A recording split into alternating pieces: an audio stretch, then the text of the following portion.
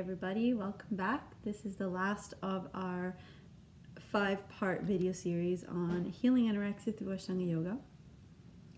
Today our topic is how to lead an anorexic mind-free lifestyle. So I'm going to share with you some of the things that I myself practice. I'm going to share with you some books that have really helped me along the way, and just some other little tips that I think will really make a big difference and that you might want to write down somewhere so that you can work towards having a complete supported discipline that will keep you away from relapsing over and over again. So I'm going to begin with some of the books because that's really what's kept me through the whole journey. All the different phases, and what continues to inspire me to continue to grow and continue to learn. So these are some of my favorites. I have some extra ones that are still packed as we just recently moved, so I'm just going to share what I have, and all of these books you can find on my site. I have a reference page under the blog little tab, and there's an online store there with all the links to all the books that I we'll talk about in this session. So you can go to babylearnzeddy.com/my online store. So first one, my all-time favorite, Pema Chodron, Living Beautifully. I love this book, all about uncertainty and change. Beautiful, easy read. A definite companion for more than once. Happiness is an Inside Job by Sylvia Bornstein. Really, again, like an easy read, and really explains what happiness is, and she actually talks about that whole idea of not grasping onto thoughts that are passing by understanding how to live separate from those thoughts. Then a little bit about nutrition. There's a few really good books by Robert Svoboda. Prakriti, which is a great book to just learn to understand what, when I talk about the true self and the changeless self and the changing, what the parts of us that change and the parts of us that stay. Purusha is what is changeless, Prakriti is what changes. So having this understanding of Prakriti, of the energy and the things that transform continuously, and how the Prakriti kind of revolves around the Purusha, it's a good thing to have in your vocabulary, the understanding of who you are in terms of energy and soul. It'll help you detach from the physical vessel, which is what the anorexic mind struggles with. Then we have another one. Well, this is Dr. Ladd, Ayurveda, the science of self-healing, right? Prakriti is part of Ayurveda. It's what you might have heard of the doshas. So it's about your Ayurvedic constitution. But this is more of just like an overlook of what Ayurveda is and how practicing Ayurveda helps to heal yourself. So it's very straightforward, very streamlined, good for anybody on any path. And then if you want to get really geeky about foods, there's this great book called Food Energetics by Steve, I never know how to say his last name, Gagne. This is a great book to understand the energetics of food, what each type, he literally goes through every type of food, and then every type of cooking process. So you can really understand when you're eating a pepper, whether it's red, orange, green, what it does to you. When you're eating, the difference between things that are living in the ground, things that are growing up towards the sun, things that are on a tree, the different qualities of energy of like beans, whether they're bigger, smaller, where they grow, understanding the energetics of the different types of nuts, the different types of grains. It gives you the history of everything, and it really helps you to understand what it is that you're putting in your body and why it's good or why it's bad for you. And then it also talks about the different styles of cooking. So when you're grilling, what that means, when you're baking, what that means, when you're steaming, what that means, like all the different energetics of cooking. So this is really great to learn how to cook for yourself, learn how to pick food for yourself. Oftentimes in the journey to becoming healthy, you go to nutritionists and they give you lists of food and you don't really know how to navigate that. So these are books that are all really great for that phase. There's another book that I wasn't able to find in my books right now, but it's called The Yoga of Eating. And I don't remember the name of the author, but again, I'll have it up on my online store, so you can just go over there and check out all the books. You don't have to worry about having the titles. You'll find all of those there and more. So becoming an expert about nutrition, about health, about food, very important. Find cookbooks that you like. I love the Moosewood cookbook. I love a couple of my friends' Kate O'Donnell's Ayurvedic books. I love the Balabusta cookbook. There's a few cookbooks that I love, and again, you can find those on my online store, so you can kind of browse through and see what you like. But find things that make you feel happy and that you can resonate with. Think about where you're from and what you grew up eating, and try to really maintain that. And think about what the weather is like where you're eating, and try to, if it's cold out, try to eat foods that are nourishing and warming. If it's warm out, try to eat foods that are a little bit cooling. And this opens up a whole other conversation about Ayurveda that we're not going to have here, but try to become really aware about where you live, what the situation is, the phase of your life in which you're with, or in which you're in, right? So if you're like in your teens, you might need more energy than if you're in your later 50s. If you're in your mid 30s, late 20s, your needs are obviously going to be different depending on whether you're in your cycle, or whether you're in the mid-month. Like there's so many subtleties that will affect your hunger. So just begin to become curious about yourself, and know that you are a process as well. You're not one still thing. You're continuously changing. So every day it's an opportunity to ask yourself, what am I needing today? How am I doing today? And what do I need to support myself today? So that's one important thing. Become an expert and really curious about yourself. In terms of relationships, really become aware of the relationships that are nourishing you and the relationships that are hindering you, and try to limit the time that you spend with the unnourishing relationships, and try to expand and really cultivate nourishing relationships. See where you're dependent on people, and try to see that for what it is, and try to step back from that. Be really sincere with yourself, with the people that you surround yourself with. This is not just me saying it, but this is also part of the Bhagavad Gita, like really sifting through everything that is part of your life, and letting everything that is making noise and chaos and imbalance, letting it kind of sift through, and keeping only what is nourishing, what is beneficial, what is positive for your own growth.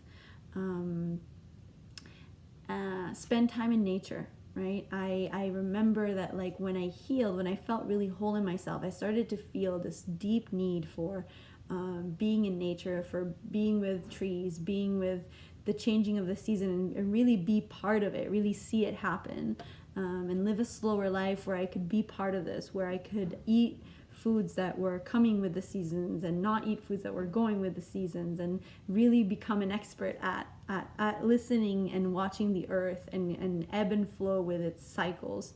I'm not an expert yet, but I moved upstate for this reason. I really wanted to learn to cultivate my garden, learn to see how the process of food happens, and how what is in my plate is developed, right? So spending time in nature, walking, if you live in a city, find a park, find a river, find a lake, find something that is where there's trees, where there's leaves, where there's water, and like spend time around them. And I love to walk through the park and talk to the universe, talk to myself, like listen to the trees, listen to the wind, listen to the sound of the water, like whatever it is that draws you the most of nature, try to really spend time with that. And that might just be you sit in front of your window and you look at the sky, or you sit on a chair outside and you look at the sky, or you look at the stars or the moon. Find something and try to apply it to everyday routine. Take time to listen, right? Listen to yourself, listen to your body's needs. There's this tendency of, for the longest time, I would wake up and I would turn on my phone right away and I would begin attending to other things, and that would right away, first thing in the morning, disconnect me from myself, right? And so I installed this ritual where I don't turn on my phone until at least half an hour after I'm awake. And in that half an hour, I take time to get out of bed and go to the bathroom and make my tea and drink my first water. Like, I really try to make that 30 minutes, that 20 minutes, whatever you have, maybe it's 10 minutes, to really come into being awake, come into being in your conscious body. Listen. Don't, for the longest time, I would get up and I would turn on my phone and, drink something or drink a coffee or eat something really quick and then go out. And now it's this process of waking up, letting my system wake up, letting my organs wake up, letting my stomach wake up and listen, right? So if you begin something at the beginning of the day, you're more prone to allowing it to happen for the rest of the day. And I know that whenever I skip that, it's harder to catch it back later on, right? And you always can, because you can always begin again. But it's nice to start the day in a way that you're sending the message of, I'm listening, I'm here for you. And so listen to your needs. When you're eating, pause, stop everything you're doing. Try not to work on the computer. Try not to watch something that's too... If you can, don't watch anything. But if you can't not watch anything, try to not watch something that's overstimulating. And if you can't do that, I love to... I pledge guilty. I often am a multitasker. So I really have to make a point of pausing when I make my food. It's easy for me to be really present when I'm cooking because I love cooking, but I've made a point of every time I sit to eat, I take a moment, I hold my food, and I smell it. I feel its weight. I feel the warmth if it's hot, and I just give it thanks. And I ask my body to please only take what it needs and to not feel attached to having to eat more. Allow my mind to not feel the need to continue to eat once my body's done. And it's not every time that it works, but the intention is there. So just really ritualizing the moment of communion with your food, right? And allowing your gastric juices and your system to be ready to receive it, right? So we're also inviting the parasympathetic system, the resting system to the rest and digest system to really be ready to assimilate. And for you, it might be that you take a few deep breaths, right? Take time to breathe. And throughout the day, remind yourself to breathe, to take deep breaths, to slow down.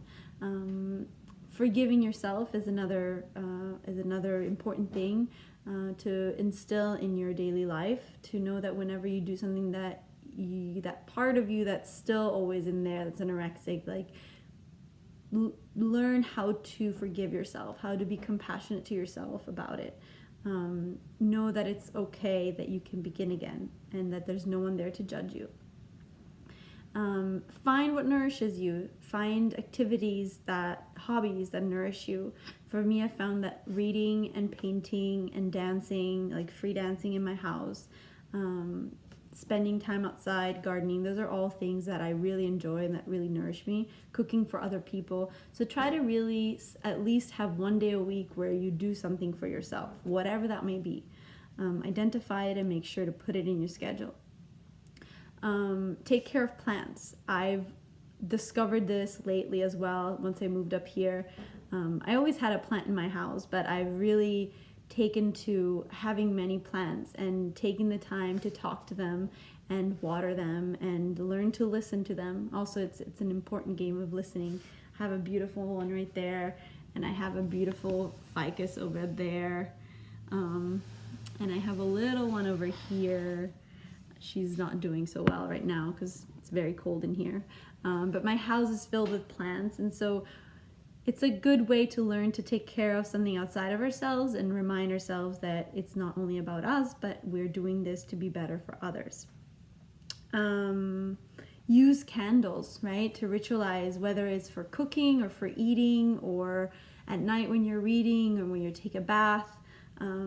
Using candles is a really nourishing and soothing thing to do. It makes it like a ritual, like whenever you go practice, you light the candle to Ganesh or to your teacher. Your body is the temple, so light candles for yourself. Journal daily, right? Have a moment where you either journal about whatever your thoughts are or just journal 3 things that you're grateful for, right? These activities are all activities that help you stay connected to that part of you that is your higher self, that is beautiful and that is changeless, and it will help you to make peace with the part of you that is constantly changing. Be in the world, right? Don't separate yourself, don't isolate yourself in just doing things for you, but be of the world, be out in the world, be curious about people, meet people, help people, do things that support projects that are doing good to the world. Go out there and volunteer. Do things that will help your spirit be fulfilled in a different way. It's a really pleasant feeling when you are helping someone that's in need. So find something that will be helping someone else, whatever that may be. And take time to be alone, right? Often it's something that whenever you're healing, it's really hard to be alone, and there might be a longing for it. And as you go through the different phases of healing, you feel the need for it more and more.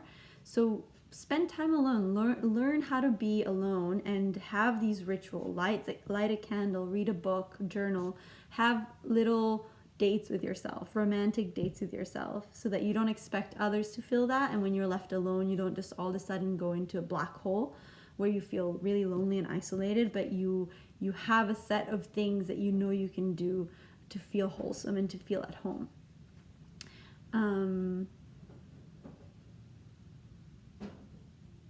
Lastly, don't graze. This is just purely out of eating habits. Try to set up meal times and don't graze in between. This is something that is hard sometimes in the New York, especially lifestyle, or in a fast-paced lifestyle. We tend to grasp, but that's also grasping, right? I notice now going back to New York when I travel to the city to teach, the moment I arrive in New York, it's like my senses are like, whoa, there's so much choice. I want this, I want that. And it's a constant needing to like pull back. So really if you live in a big city, it's even more important that you find that center place and you do something before you leave your house that will center you, so that you're not continuously being pulled by things that are around you, but you are moving inwards. You're pratyahara, right? Moving inwards with your senses. So this is what I have for you today. I hope that this past 5 videos have helped you, whatever phase of recovery you're in, or whatever stage of your life, or if you're not recovering. I hope that you can share this information with someone that may be in need of it. And I hope to share more with you in the future about other topics. I open up space for question and answers, and as soon as I start receiving questions and answers, I will make a video with all the replies. So I look forward to that, seeing what kind of responses I get back from you. I'm always here for you. You can reach me at info@bibilorenzetti.com. You can come practice with me in my shala, in my house shala in Newburgh, New York. We have a guest room, so you're always welcome to come. And you can travel with me. I have retreats 2 times a year. I'm going to Costa Rica this March, March 29th to April 5th. And I am going to be leading a retreat in Portugal, about 100 kilometers north of Lisbon this summer, June 30th to July 7th. So I hope to see you guys there. I'll also be doing Wanderlust this year in British Columbia, so if you want to come out there, you can do that. And I hope to hear from you.